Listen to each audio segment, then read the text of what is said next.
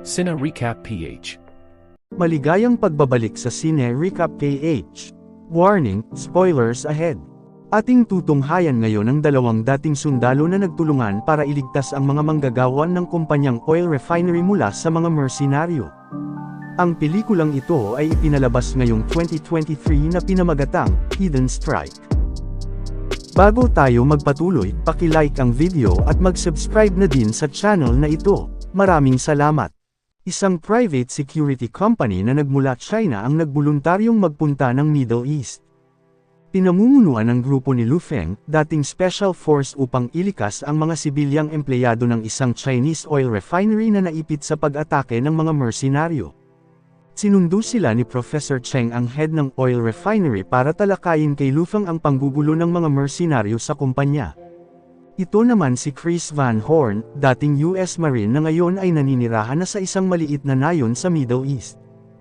Inaya siya ng kapatid niyang si Henry sa plano ng grupo na pag-atake sa convoy ng mga Tsino at babayaran ito ng malaking halaga. Ayaw ni Chris sumama kaya nagsinungaling ang kapatid niya sa kanya na huhulihin lang daw nila ang isang lalaking responsable sa pag-atake sa grupo nila ilang taon nang nakalipas, subalit ayaw pa din sumama ni Chris dahil ayaw na niyang masangkot pa sa gulo. Sa nayon kung saan nakatira si Chris, dumating si Owen para subukang ayusin ang balon na pinagkakunan ng tubig ng mga taga roon, subalit hindi niya ito mapagana. Sinabi ni Chris na mula nung nagtayo ng dam ang oil refinery ay nawalan na sila ng tubig. Naisip ni Owen na bayaran ng kumpanya para magkaroon din sila ng tubig ngunit nangangailangan daw ito ng malaking halaga. Kinagabihan, tinanong si Chris ng kakilala niya sa nayon kung saan sila hahanap ng malaking halaga para pambayad. Naisip ni Chris na tanggapin na lang ang alok ng kapatid. Samantala sa oil refinery, pina-shutdown ng professor ang buong lugar bago nila ito lisanin gamit ang USB na hawak niya at pagkatapos pinatago niya sa kasamahan niyang engineer na si Lu Mei ang mga gamit. Agaran na ding naghanda ang lahat para sa paglikas kung saan sasakay ang mga ito sa inihanda nilang mga bus upang magtungo sa ligtas na lugar. Di rin nagtagal umalis na ang convoy na pinangungunahan ni Lu Feng. Kasama niya sa bus ang anak na si Lu Mei na matagal nang nahiwalay sa kanya kaya malayo ang loob nito sa ama. Dadaan ang convoy sa Highway of Death, ang pinakadelikadong kalsada sa buong mundo.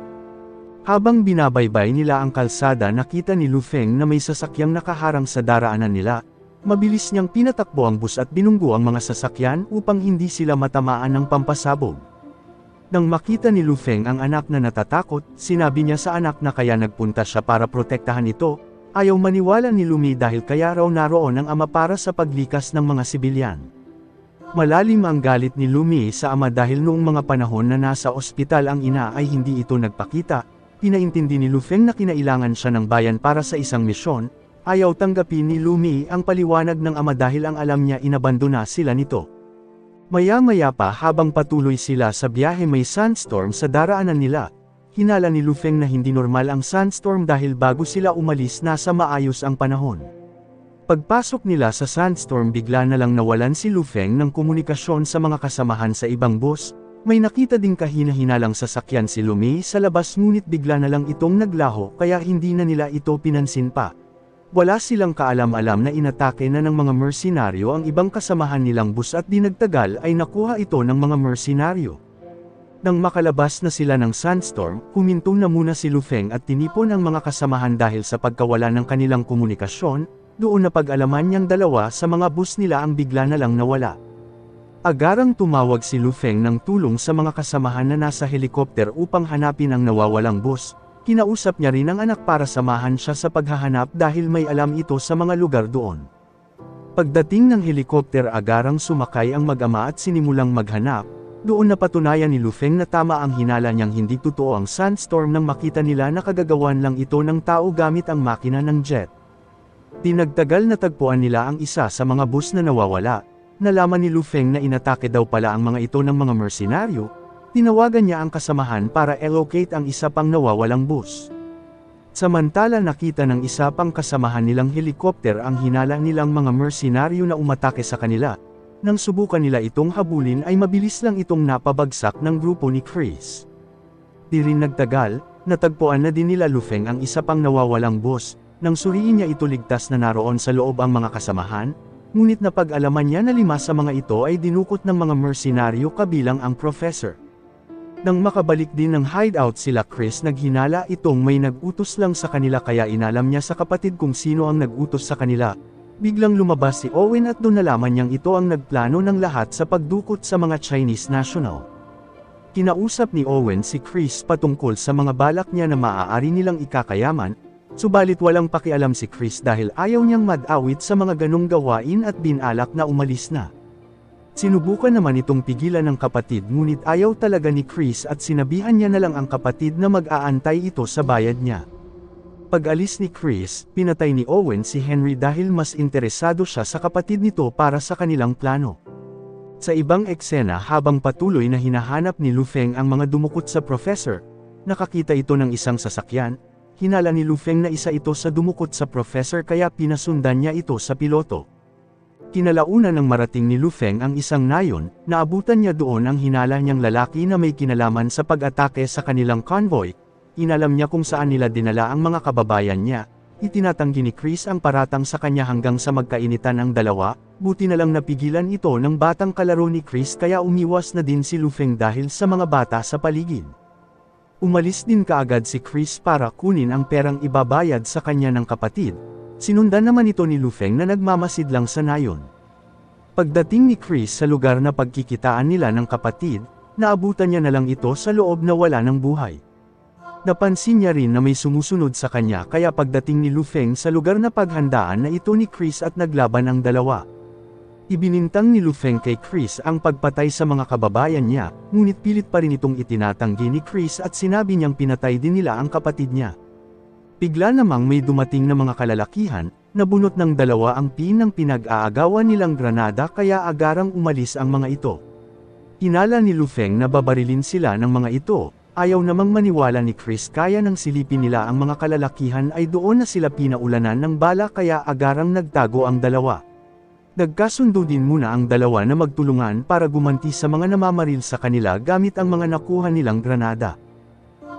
Nang tumigil na ang pamamaril sa kanila, pinatingnan ni Lu Feng kay Chris ang mga ito. Sa kanya tinutukan si Chris ng baril para alamin kung sino ang pumatay sa mga kababayan niya. Hindi naman natatakot si Chris dahil wala nang malalaman si Lu Feng pag pinatay siya nito, mula noon nagkasundo na ang dalawa na magtulungan dahil pareho na sila ng kalaban ngayon. Samantala nasa oil refinery na sila Owen kasama ang mga bihag para sa plano niyang pagnanakaw sa langis ng refinery. Pinapagana niya sa professor ang system ng refinery ngunit ayaw nitong gawin. Pinagpapatay ni Owen isa-isa ang mga bihag hanggang sa makita ng professor na kasama din pala sa bihag ang anak niya. Doon sinabi na ng professor na nasa bag niya ang mga kailanganin para mapag-ana ulit ang refinery, subalit hindi niya alam kung nasaan na ito ngayon. Tutuluyan na sana ni Owen ang anak ng professor, sinabi ng bata na i-track ang cellphone ng ina para mahanap ang bag. Agaran ding inutusan ni Owen ang mga tauhan para hanapin ito.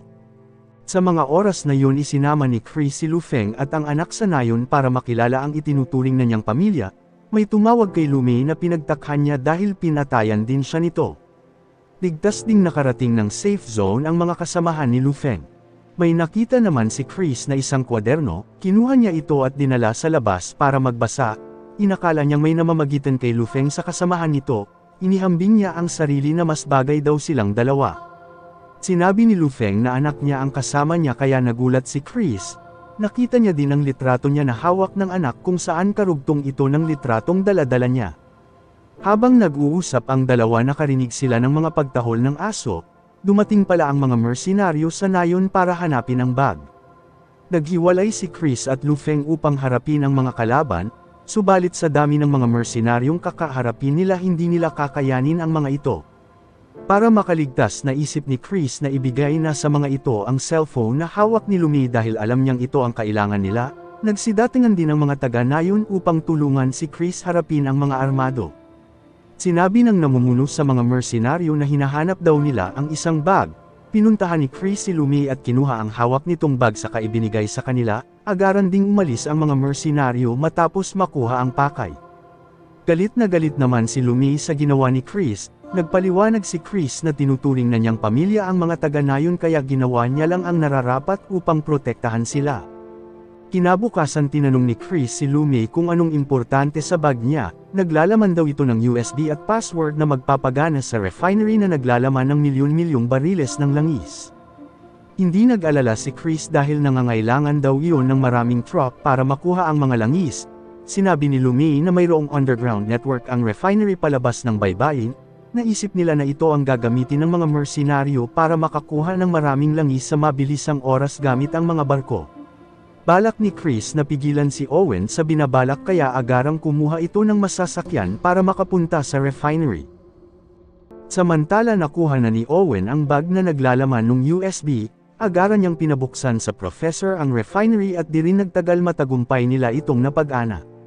Nagsimula na ring magkarga ang mga tanker na nakadaong sa baybayin, habang parating na rin si Chris at Lu Feng sa refinery na sinusubukan namang pigilan ng mga tauhan ni Owen. Pinunggu ni Chris ang mga nakaharang sa daan at dumiretso na sa pagpasok sa loob kung saan nabangga niya ang tore kaya nalaman ni Owen ang pagdating nila. Paglabas nila ng sasakyan agarang umakyat si Lu Feng sa itaas habang naghanap na lang ng ibang madadaanan si Chris dahil hindi niya ito kayang sundan hanggang sa makaharap ng dalawa ang mga tauhan ni Owen. Balak namang tumakas na ni Owen matapos makuha ang kailangan niya, bago umalis sinira niya ang USB upang hindi na nila ma-shutdown ang refinery. Nagtulungan din si Chris at Lu Feng para matalo ang mga tauhan nito, subalit nang marating na nila ang control room na abutan ni Chris ang isa sa pinagkakatiwalaan ni Owen, dumating din si Lu Feng at nagtulungan ang dalawa na makapasok sa loob. Inakala ni Chris na kakayanin na niya itong mag-isa ngunit magaling pala ito sa pakikipaglaban kaya nagtulungan ulit ang dalawa. Nagplano si Chris na i-distract ang mersenaryo saka ito sinugod ni Lu Feng at pinatago sa bintanang salamin. Nang mapabagsak niya ang mersenaryo pinasundan niya kay Chris si Owen subalit hindi na ito naabutan ni Chris. Dumating naman si Lumei sakay sa sasakyan niya, kahit galit si Chris sa paggamit sa sasakyan niya ay wala na rin itong magawa dahil ito na lang ang pag-asa niyang mahabol si Owen, nag-alala pa din si Chris sa sasakyan niya na baka masira ito ni Lumei sa pagmamaneho niya. Samantala patuloy pa ding nakikipag one-on-one combat si Lu Feng sa mersenaryo. Ginamitan na niya ito ng kung ano-anong makita niya hanggang sa napatulog niya rin ito. Kasalukuyan pa ding hinahabol nila Chris ang grupo ni Owen ngunit nag-iba ito ng daan, sinundan naman ni Lumei ang dinadaanan nito, hindi niya alam na may mataas palang burol doon kaya pagbagsak ng sasakyan tuluyan na itong nasira. Galit na galit si Chris sa pagkasira ng sasakyan niya ngunit wala na din naman itong magawa, dumating naman si Lu Feng para tulungan sila sa paghabol. Naisip ni Chris na dumaan sa shortcut para maabutan si Owen subalit mabagal ang takbo ng truck kaya ginamit nila ang jet para bumilis sila sa pagtakbo kung saan sa sobrang bilis ay nabunggu nila ang convoy ni Owen dahilan ng pagsabog ng mga ito.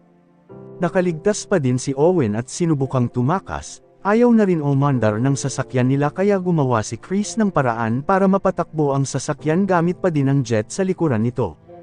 Dahil doon naabutan nila si Owen, ngunit bangin na pala ang dulo ng lugar kaya itinali ni Lu Feng ang upuan ng anak sa sasakyan ni Owen saka sila tumalon bago pa mahulog ang truck sa bangin. Nakaligtas ang mag-ama sa pagkahulog, inakala din ni Owen na patay na ang mga ito. Nang balak na niyang umalis na hulog ang sasakyan niya sa bangin, sumabit naman ang mag-ama sa gilid at agarang tinanggal ni Lu Feng ang tali ng anak upang hindi masama sa pagkahulog. Nakaligtas ang mag-ama sa kapahamakan. Naalala naman nila ngayon si Chris, iniisip nilang patay na ito sa pagkahulog sa bangin. Nakita rin ni Lumei ang diary niya na dala ng ama, nang buksan niya ito nakita niya ang itinatago niyang larawan ng ama na buo na ito ngayon kasama silang magpamilya. Naintindihan na ngayon ni Lumei ang mga pinagdadaanan ng ama kung bakit ito nawala noon kaya napatawad na niya ito. Dumating din si Chris na nakaligtas sa pagkahulog sa bangin.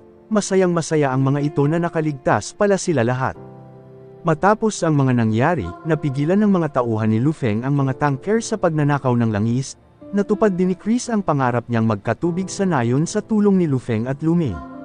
Pagdating ng mga tauhan ni Lu Feng sa nayon, inaya niya si Chris na sumali na lang sa grupo nila. Dito na nagtatapos ang ating kwento, sana nagustuhan nyo. I-like ang video at mag-subscribe na din sa channel na ito. Maraming salamat sa panunood, hanggang sa muli. Paalam.